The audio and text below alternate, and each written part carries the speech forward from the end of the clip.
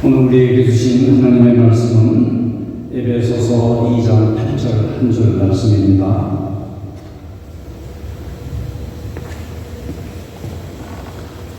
제가 읽어드리겠습니다. 에베소서 2장 8절 너희는 그 은혜에 의하여 믿음으로 말미암아 구원을 받았으니 이것은 너희에게서 난 것이 아니요 하나님의 선물이다 라는 말씀입니다. 이거 웬만한 분들은 다 이제 청년 때 이럴 때 많이 암송하는 구절이라서 많이 알고 계실 거예요. 이 많이 알고 계시지만 또 의외로 많이 모르고 계세요. 심지어는 오랫동안 교회 생활을 했던 분들도 이 내용의 그 근본의 하나님의 뜻을 이해하지 못하고 은혜의 본뜻, 선물의 본뜻을 이해하지 못해서 많은 그 갈등과 고민 가운데 살고 있는 분들도 많이 있어요. 오늘 지난 우리 2주 동안에 우리는 은혜에 관한 말씀을 묵상하였고요. 그 다음에 믿음으로 구원받는 도리를 이제 우리가 듣게 되었었는데요. 오늘은 하나님의 선물이라고 하는 그 또 하나의 같은 카테고리 안에 있는 주제이지만 선물이라고 하는 부분에 대해서 한번 말씀을 묵상하려고 합니다. 사실 우리 대부분의 사람들은 선물 받는 걸 참 좋아해요. 그 성경에도 그 선물은 그 마음을 기쁘게 한다고 하는 말씀이 있어요. 선물을 받을 때 기분이 나빠요? 기분이 좋아요? 기분이 좋죠. 선물을 받으면 기분이 좋고, 특히 이제 생일을 앞둔 분들이나 명절을 앞둔 분들이나 또는 어떤 일을 잘해서 시험에 합격하는 사람이나 이런 사람들은 그 축하하는 누군가로부터 받는 선물을 기대하는 마음이 있어요. 그런데 하나님께서 우리 인간에게 많은 선물을 주셨다라고 하는 사실은 잘 생각을 못하고 살고 있는 게 우리 인간들이에요. 여러분, 우리가 지금 호흡을 하고 있는, 숨을 쉬는 이 순간이 얼마나 귀하다고 하는 거 알고 계세요? 이 호흡을 하는 이 시간이, 여러분이 만약에 호흡곤란이 와서 병원 응급실이나 중환자실에 들어갔을 때 호흡하는 1분당 얼마나 산소의 값을 내고 호흡을 해야 되는지 아세요? 우리가 호흡을 하기 위해서 그야말로 몇만 불을 소비해도 다 감당하지 못하는 병원비가 나올 거예요. 그렇게 호흡하는 것만 해도 우리는 대단한 은혜의 선물 가운데 사는, 이 공기 중에 있는 이 산소의 양을 우리가 다 측정할 수 없죠. 이렇게 생각하면 우리는 정말 많은 선물을 하나님께로부터 받았어요. 하나님의 선물이 공기뿐만이겠어요. 생명이라고 하는 게 얼마나 신기하고 놀라워요. 생명의 값이 얼마인지 측정해 볼 수 있을 것 같으세요?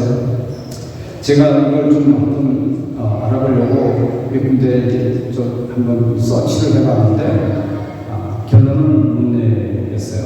왜 못 내냐면 사람마다 생명값이 다르더라고요. 어떤 일을 하는 사람이냐, 어떠한 수입이 있었던 사람이냐에 따라서 생명값이 다 틀리고 하기 때문에 우리가 살고 있는 이런 복잡한 그런 사회에서 생명값은 정말 천문학적인 숫자의 값을 치러야 될 수도 있다고 하는 것이에요. 생명은 우리가 구속받았잖아요. 하나님께서 우리에게 생명과 호흡을 주셨죠.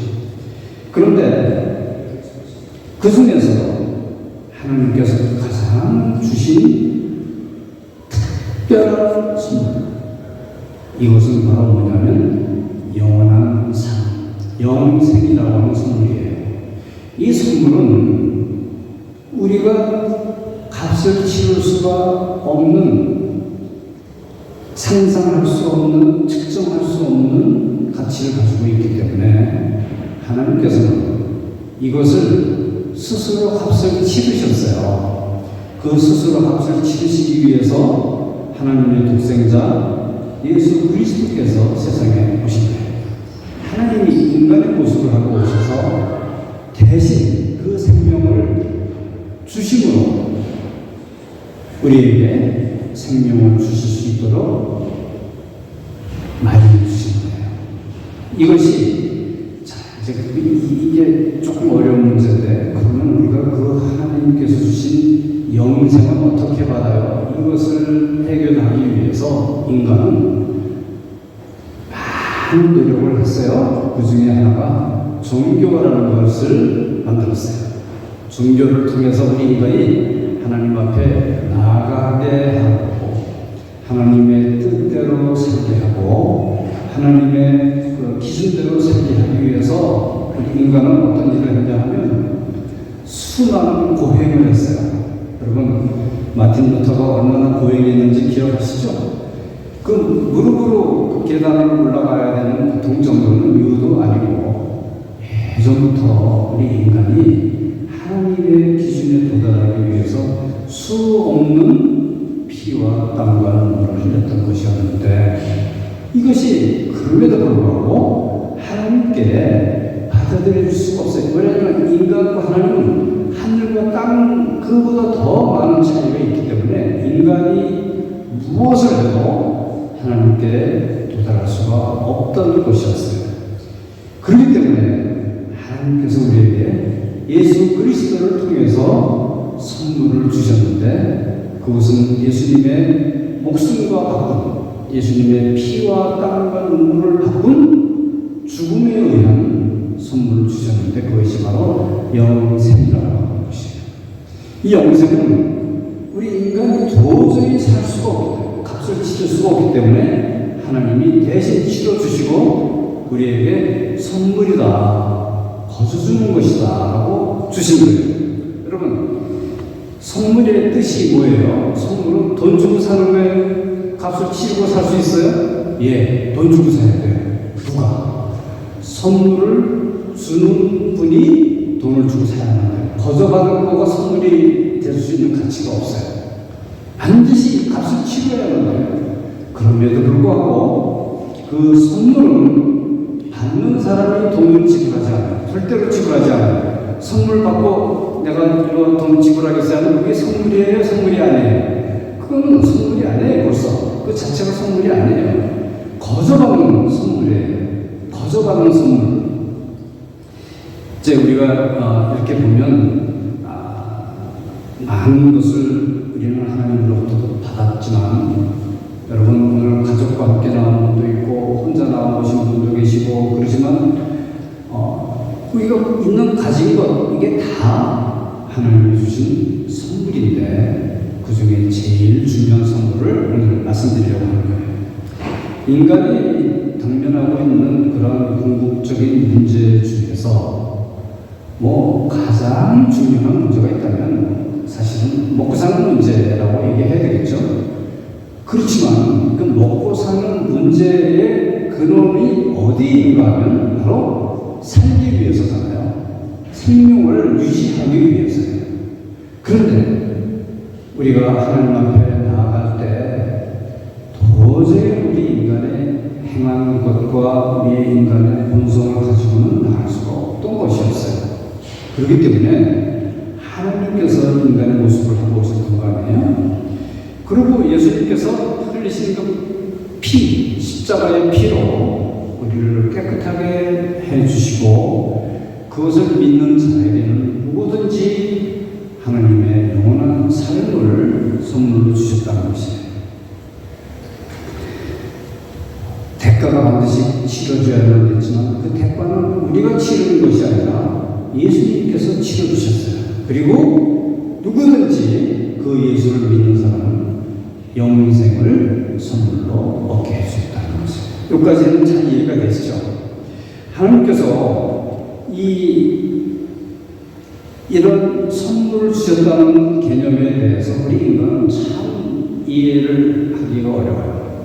이해를 할 수가 없어요. 제가 아마 한 5살쯤 됐을 때 기억을 해요. 제가 어릴 때 기억이 나는 게 5살 때, 이제 그 시골에 아버님이, 제 아버님께서 이제 목회를 하고 계셨는데, 가난하니까 자전거 사줄 돈이 없었는데, 저는 그 자전거가 그렇게 타고 싶었던 거예요. 5살짜리 아이가 자전거를 너무 좋아하지 않아요? 그런데 이 자전거를 타고 싶어서 막 그냥 맨날 졸라대는 거예요, 아버지한테.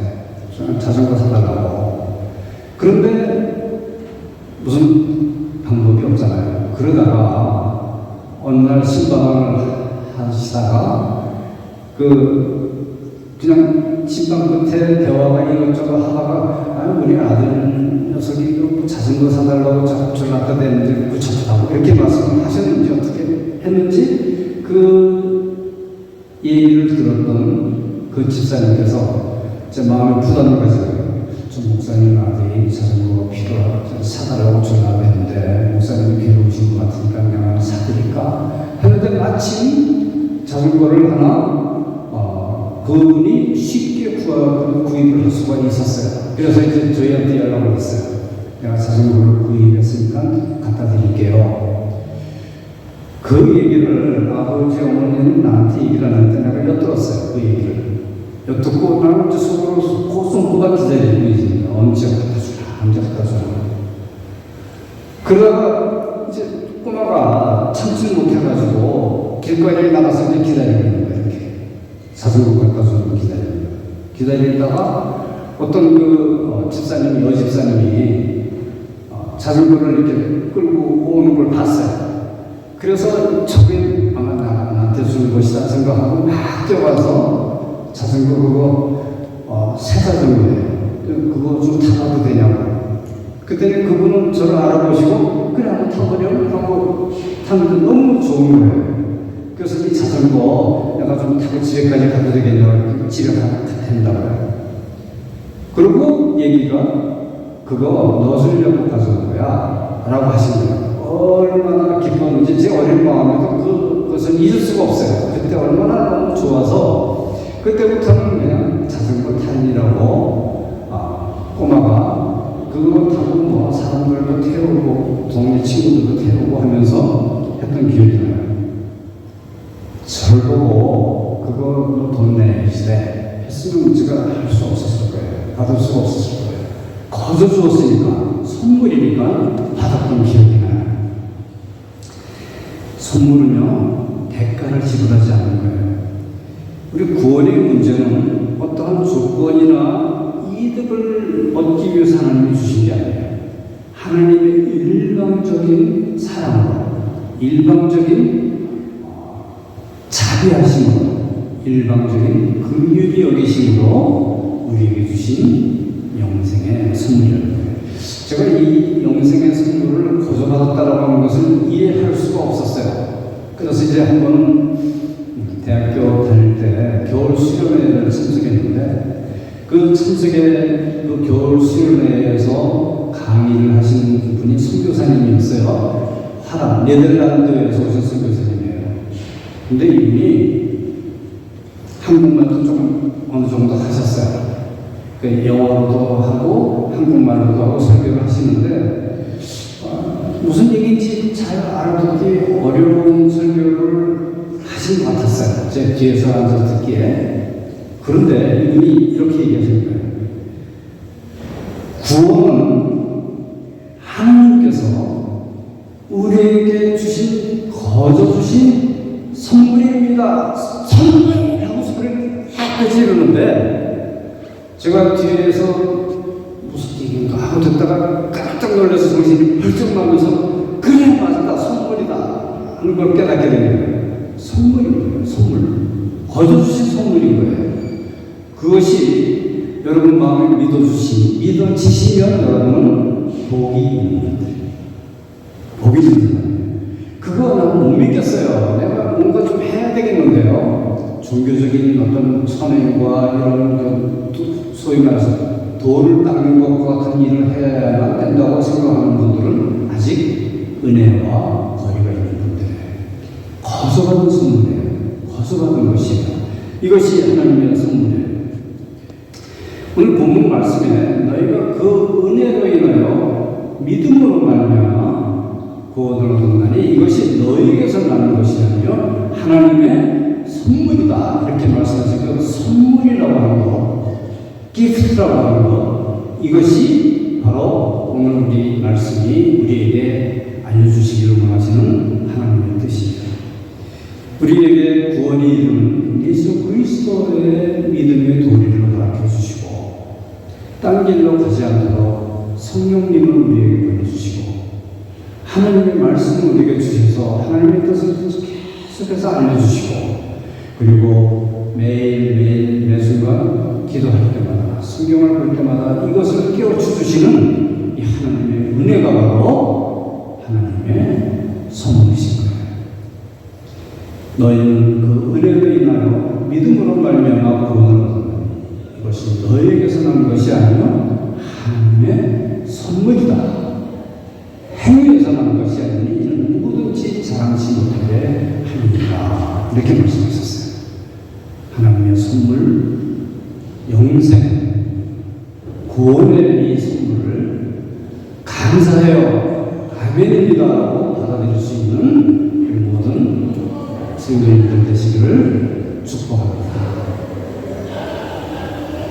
제가 기도하겠습니다. 하나님 아버지, 은혜로 인하여 믿음으로 인한 얻는 구원의 영생의 선물을 인하여 감사합니다.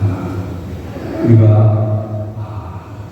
주고받는 기브앤테이크 식의 생각에 너무 많이 젖어 있어서 하나님의 은혜의 선물 받기를 주저하고 그것을 거부하지 않게 하여 주세요.